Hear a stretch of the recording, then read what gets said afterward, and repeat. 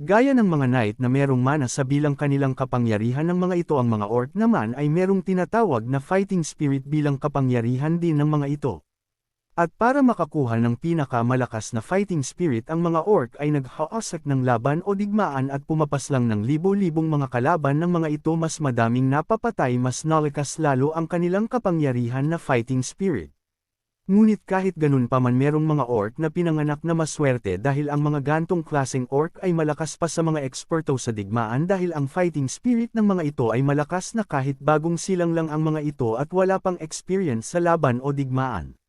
Mas malakas at hayok na hayok agad ang mga test sa laban ang mga orc na pinanganak na malakas ang fighting spirit dahil rin sa dugo nitong kakaiba sa iba na makikita na agad ang enerhiya ng mga gantong orc sa mata palang, tinatawag itong open eye ability.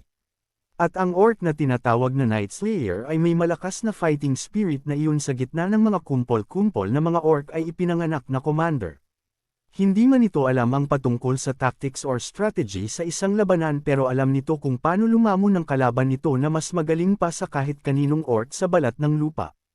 Kasi ang mga nito ay kayang makita lahat ng nais nito, kung saan nakikita nito ang kahinaan ng isang knight or kung susumiin ng buong Winter Castle, kasi nga nakikita nitong commander orc ang lahat.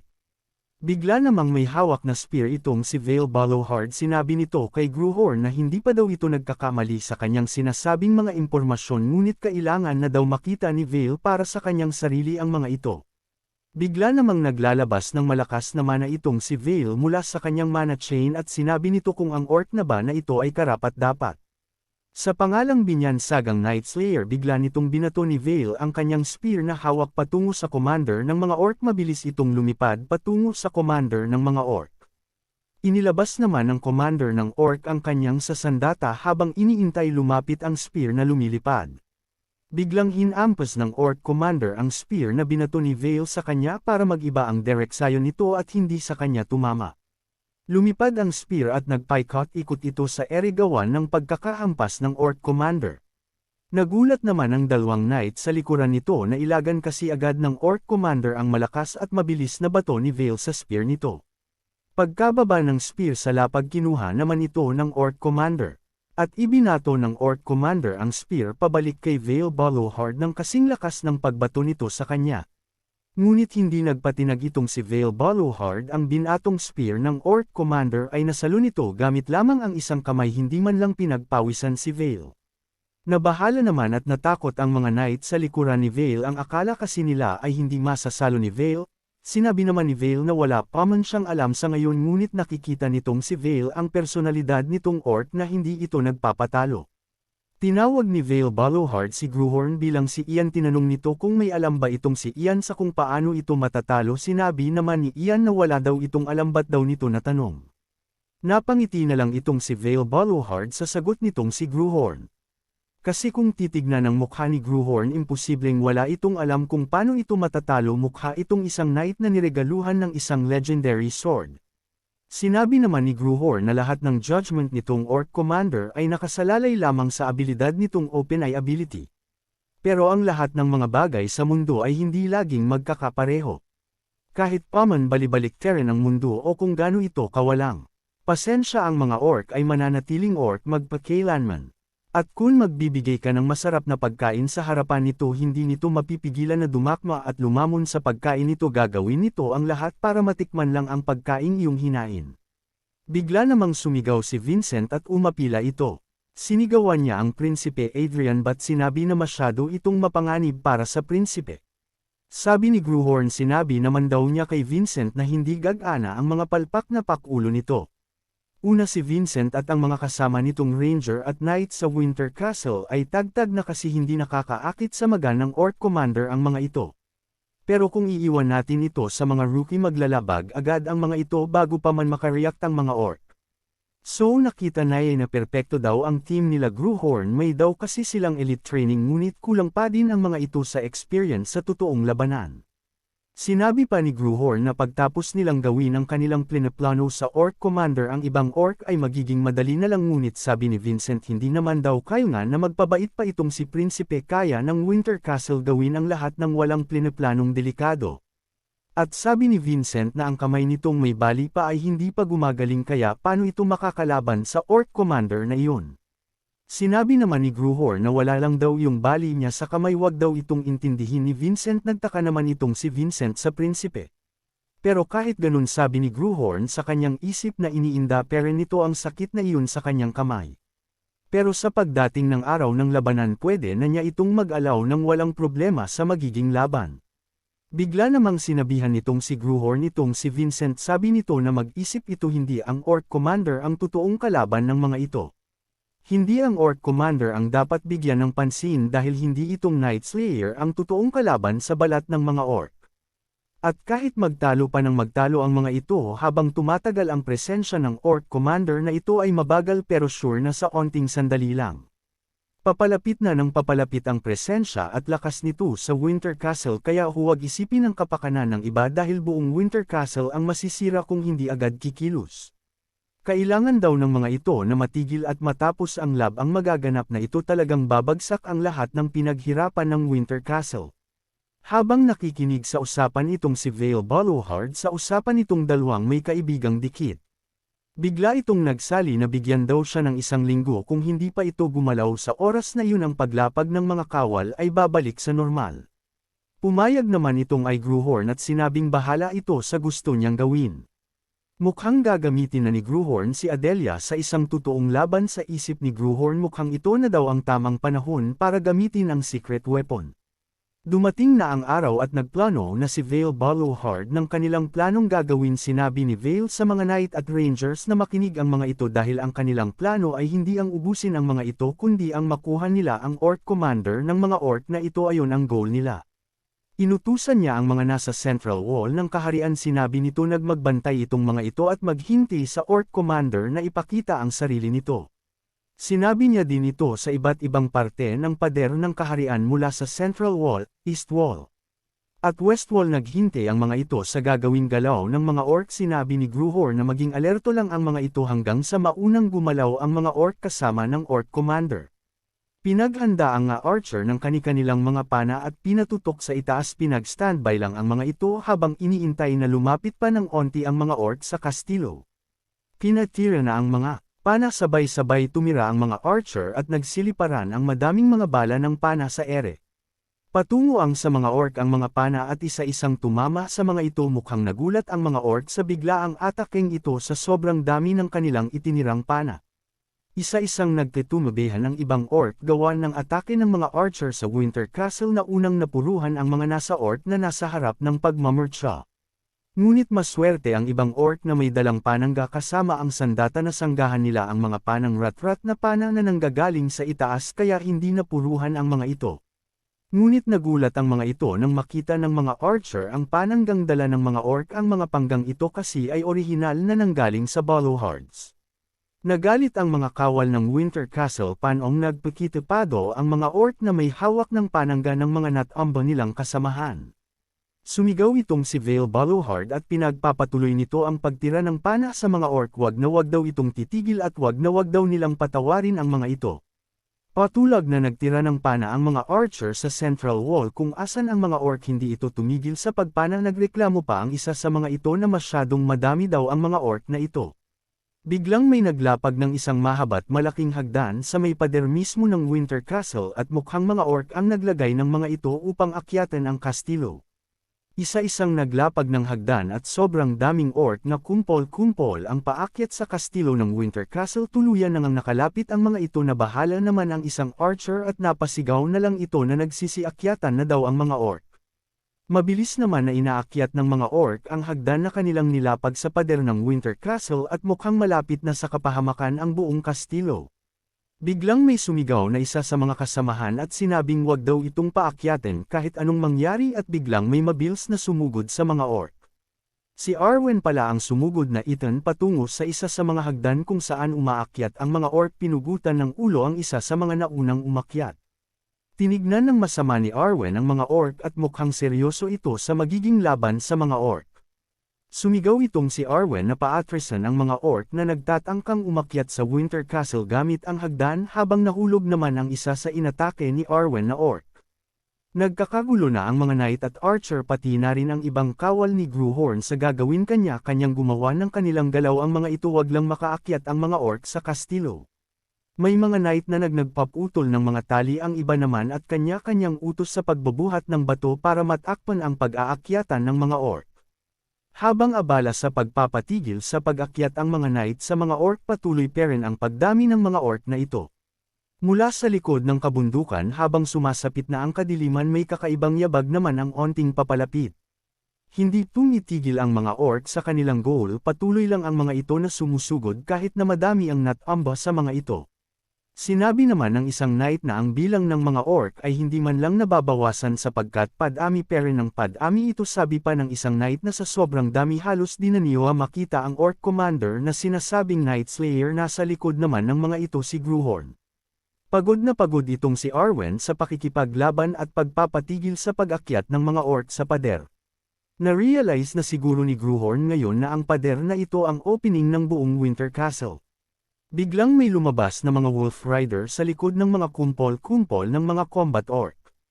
Carry pa ang mga Wolf Rider na ito sa pagtakbo patungo sa pader ng Winter sinabi naman ni Gruhorn kay Arwen na siya na ang bahala sa mga Wolf Rider at agad namang sumugod itong si Arwen sa mga Wolf Rider, at bigla din namang naglabas espada itong si Gruhorn at sinabi nito na oras na para hanapin ang Commander Orc at makuha itong si Gruhorn bilang bait.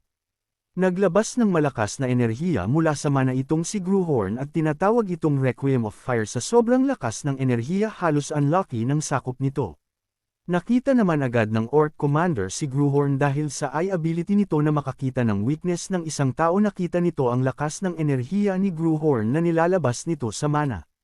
Nabuhayan ang Orc Commander na ito nang makita ang enerhiya ni Gruhorn at naramdaman agad ni Gruhorn na lumakas muli ang fighting spirit nito. Nagulat sina Arwen at ang iba pa sa lakas na nailabas ni Gruhorn na energy sa kanyang mana alam agad ni Arwen kung kaninong enerhiya nang gagaling ito. Pati si Vincent ay hindi na nagulat kasi ito ang lakas ng prinsipe na kanilang pinag-uusapan at tama mga ang kanilang hinala sa prinsipe. Nabuhayan ng pag-asa itong si Vale Baluhard nang maramdaman din nito ang enerhiya ni Gruhorn ng plano ay nagsisimulang magtagumpay na sa ngayon. At biglang nakita ni Gruhorn kung nasaan na ang Orc Commander sa kumpol-kumpol na mga ito at agad nitong sinugod.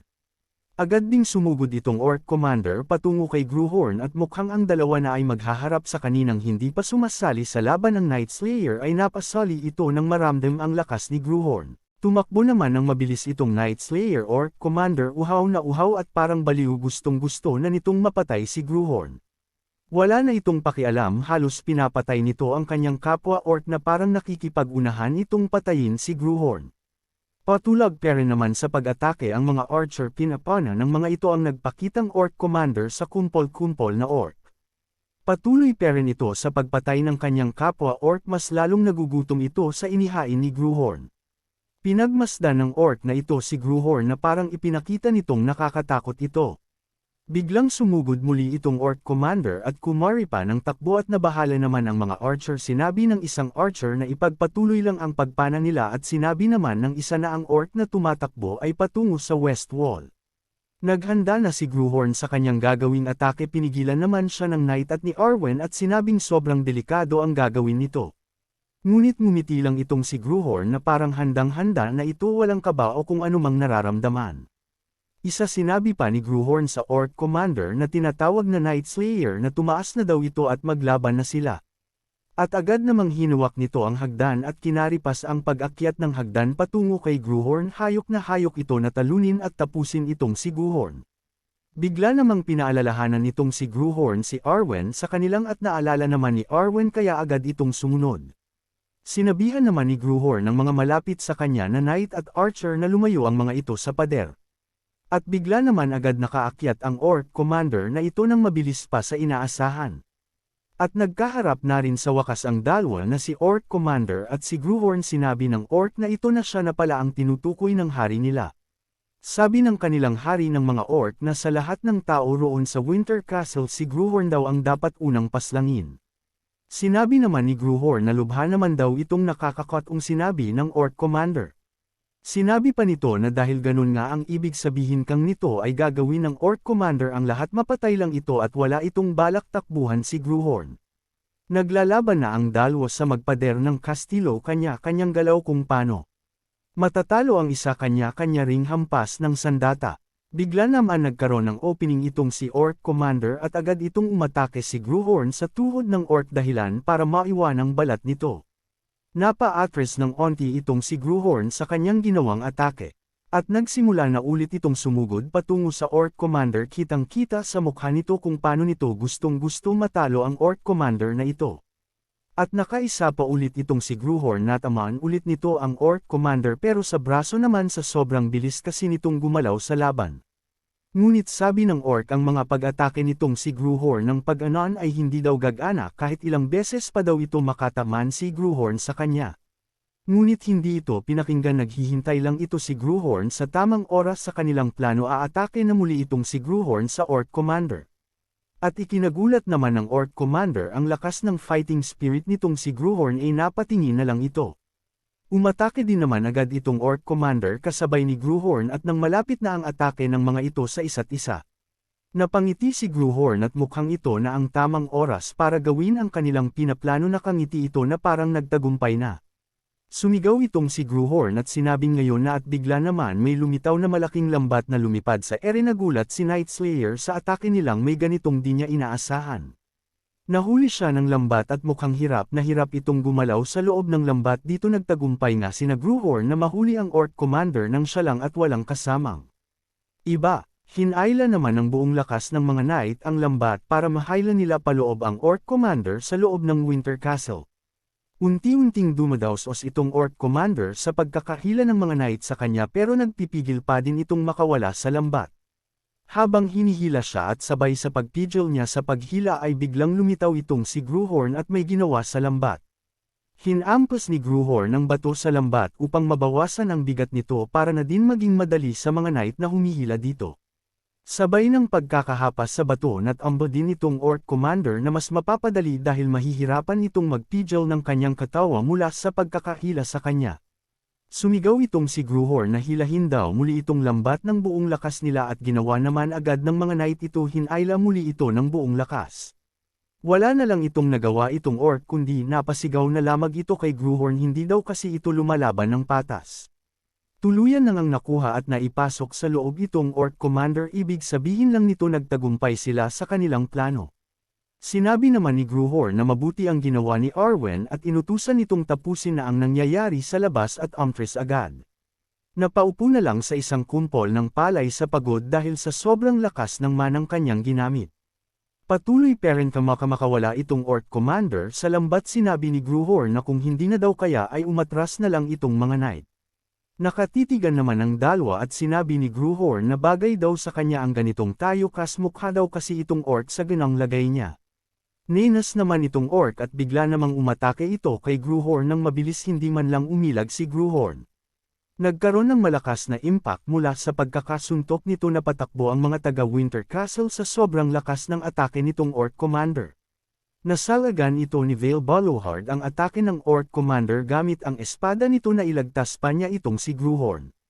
Sinabi ni Vale na mas malaki at nakakatakot daw itong Orc Commander sa malapitan. Sinabi naman niya kay Gruhorn na siya na muna daw ang bahala ngayon at nagalit naman itong si Gruhorn hindi daw nito binibigay ang Orc Commander ng buo magbabalik daw ito. Sinabi naman ni Vale na magmadali ito at wag itong magtatagal sa pag-alis nito. Hindi daw kasi alam Vale Ballowhard kung buhay pa itong Orc Commander sa pagbabalik nitong si Gruhorn. At nagsimula ng maglaban ang dalawa palitan ng kani-kanilang atake gumagamit ng fighting spirit at mana ang dalawa. Sinabi nila ang mga Quadchain Knight ay kayang lumapag sa isang Swordmaster at mukhang ang kasabihan na ito ay totoo nga. Ang Swordman na naabot na ang Sword Unity ay makakamit nito ang will nito na susunod sa kanyang espada at mana susundan ito kahit saan man magpunta. Ngunit ang isang tulad ng Orc Commander ito na kayang makaamoy ng isang will na may kamanghamanghang precision. Biglang tumakbo si Gruhorn sa isang silid at sinabi nito sa isipan na kailangan na nitong magmadali. May itinulak naman siyang isang pino sa isa sa mga kwartong nasa Winter Castle at pumasok ito sa loob meron daw kasing mas bagay na makakalaban ng Night Slayer na iyon. Nang makapasok si Gruhorn sa silid mukhang may hinaharap ito isang taong gumagalaw agad ang katawan bago pa man makapag-isip ang type na swordman na ang will ay hindi mababasa. Biglang may tinawag si Gruhorn na isang tao sa sulok ng silid na iyon sinabi nito na siya na daw ang sunod at lumabas na ito. Si Adelia pala ang taong tinawag nito halata kay Adelia na takot ito sa nangyayari sa labas. Sinabi ni Gruhorn na ang may-ari ng dugong nasa panyo ang kanyang magiging kalaban tinignan ito ng maigi ang panyo at ang dugong nasa panyo. Biglang may nangyayaring kakaiba kay Adelia mukhang. Nag-ibang tao ito na hindi malaman kung anong nangyayari. Napatayo si Adraya mula sa kanyang kinauupuan nanginginig pa. Nang makatayo humarap ito kay Gruhorn pero hindi nito mapigil ang manghina ang katawan.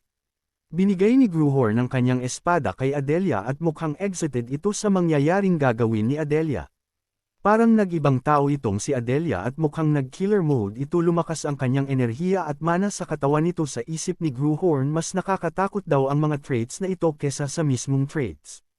Isa-isang nag-activate ang mga traits ni Adelia nagsilabasan ang mga status window sinasabing ang trait na War Maniac ay na-activate na. Kasama ng trait na Butcher at na-activate na rin sabi sa status window nag-iba ang ekspresyon ni Adelia na kanina at takot na takot para sa kanyang buhay ngayon ay hindi na makilalang mandirigma. Hindi maisip ni Gruhorn ang lahat ng trait na ito ay mag-a-activate ng sama-sama kaya sobrang lakas ng nailabas na mana ni Adelia.